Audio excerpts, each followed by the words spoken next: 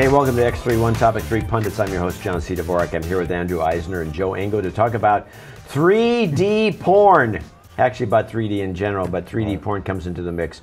3D has been struggling, as you've noticed, and you're the one who came up with the idea. Let's talk about you actually you asked the question: can 3D porn save 3D? That's right. Well, this assumes it needs saving. Well, because 3D has been responsible for the successes of a lot of technology, all the way from VHS. 3D, you say? I'm sorry, porn, VHS. This is bullcrap, you know. This is a myth. Oh yeah.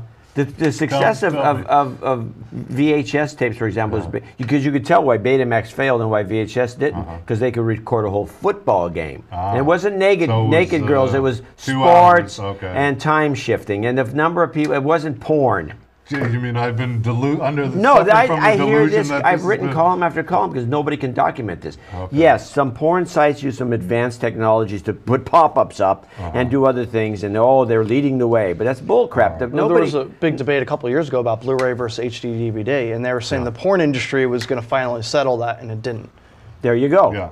Engo proves my point. Well, this is a problem, too, that they bring up in this article, which just caught my eye because apparently there's a 3D... I mean, you're not going to see 3D porn movies in a movie theater much, at least in the mainstream movies, but in Hong Kong, they had a 3D softcore porn that was hugely successful. So 3D porn has been around longer than most people realize. I shot 3D porn a couple of years ago. Yeah, dead serious. I was working with a company that we were doing a startup. We were shooting 3D porn. Really? It was actually really interesting. Yeah, it was all stills. We should take a field trip to the Armory over here with the porn company. Ask them what the deal is with 3D. Yeah. Well, I was always thinking 3D porn would go like this. Oh, gee, it's like. I see. Look out for that. Wait, get that thing out of here. There was a kind of frightening. The first time that I came out to San Francisco when I was working at Pod Show, all the employees went out to watch 3D porn that weekend at the Red Vic. And it was made in the 70s, and it was terrible. And there was things flying out at you that you did not want to see flying out at you. Those blue, yes, it did. And it looked terrible. But it was amusing, So 3D porn has actually been around for a long time. But the fact is, they say that the problem that may hinder its acceptance is that I think the Blu-ray 3D standard won't allow porn. Or the committee won't allow porn. What is the committee? What are they? A bunch of... I read that. I'm not sure if that's right. I'd like to know. Okay, it might not be right, because that doesn't make a lot of sense. It doesn't make a lot of sense, but I don't know. I haven't That's ridiculous. They should not dictate what people can actually record on those formats. You could go into the back room at one of these video places, and in the front room they'll have 3D Avatar on 3D Blu-ray. In the back room they'll have 3D Deep Throat or something in Blu-ray. I don't know. So the question is, 3D. Sound like you know. I mean, I'm nothing against it. I mean, but some of my best friends watch porn. But still, sure. The fact is that 3D now is hurting, and they're. Well, listen. Why is it hurting? Where do you buy the screen? You pay extra. If the screen was not an extra, you're absolutely right. I've always believed that the 3D will catch on eventually over time, but the screens have to be the same price. You just get it. You get 3D and use it as an amusement occasionally, once in a while.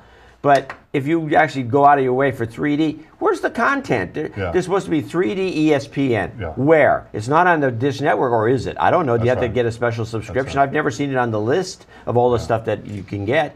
Do you really want to watch TV in 3D? You're going to end up hurting your eyes. No, I agree. It's actually watching a movie occasionally. That's I think once in a while. Have you ever watched sports? I mean, I watched the World Cup on 3D, and it was really quite nice. I mean, it really gives you a better sense of depth. I mean, to see where the ball is and where the people are playing. Does it make the game even more boring than normal? Does it really bore you? Because it's like, oh, this is a huge screen. Well, not as interesting as 3D porn, but still, I mean, soccer is pretty interesting. And ESPN supposedly has a 3D channel. I've never seen it, but supposedly they're running a whole separate channel. And they run one football game every Sunday or something that's in 3D. Yeah. This way all 12 people who have the 3D screens can actually watch it. But I do happen to agree with you. All things being equal, if the price difference comes down to zero, sort of negligible, the price difference, there shouldn't be a price difference. It just come with it. Well, that will help. Actually, there shouldn't be a price difference with the high-end monitors. It should just come with it. The 240s. I think once you get to that speed, you're way over the need for you can handle it.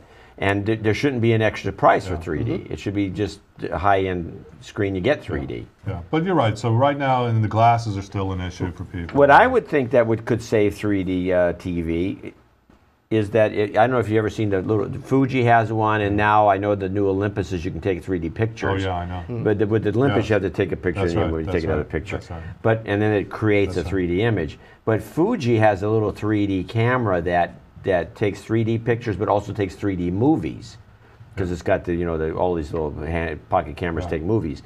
And I'll tell you, and it also has a little 3D screen, no glasses screen on the back, which is about this big, and it works. You can. You watch one of these 3D movies, like of a family dinner or something. I mean, these are like short little films, a couple minutes, so they're not going to ruin your eyes or anything. It's really charming to go wander around. You go around the cake, and the birthday party, and you see it's all in 3D. I think that if people would, that's a good use for it. And it's a great use, but Fuji's a bunch of, I don't want to say that they're dumb, but they sure haven't been promoting this camera very much. It's very expensive. It's not that expensive. It's like, it's not that expensive. And this is, I think they're in the third, or maybe the third generation already. And nobody else has picked up on this.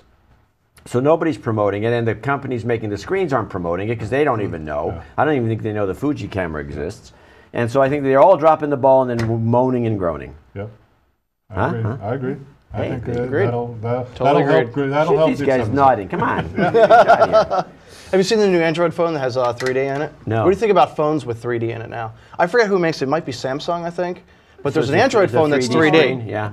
And it's how big is the screen? Because at some point it's the size of a normal phone. I mean, I don't know the exact dimensions. Cool. Yeah, that'd be cool. The games might be fun. But games, yes. But why do you need the interface to be in 3D? That's kind of cool. Are you kidding me? 3D? Have you ever played with a 3D desktop interface? They're way cool. I mean, but we sort of got... No, but I did play with a DS. This whole 3D thing got lost many years ago. I mean, there are companies like Silicon Graphics that were actually doing, 3D renderings. I mean, I saw things that were really impressive. Cubes that turn. I mean, you talk about tiles. How about putting tiles on a cube or on a, you start getting immersed into your desktop. I think it's... No, but I did play Nintendo 3DS for like about 15 minutes. I was in Best Buy playing around with it. I walked away and I was like actually dizzy. It was weird. My whole everything was just all off. Kind of the drawback. But think about walking down the street, you're looking at a 3D phone, next thing you look up and you're like, whoa, and you're walking into traffic, and that just seems like it's going to be a disaster. Well, with the way you're describing, be arresting people. There'll be a law against it, turn off your 3D. Turn off, pull over. Oh, God, 3D. 3D and driving? Oh, my God, that's going to be a disaster. All right. You've been watching X3.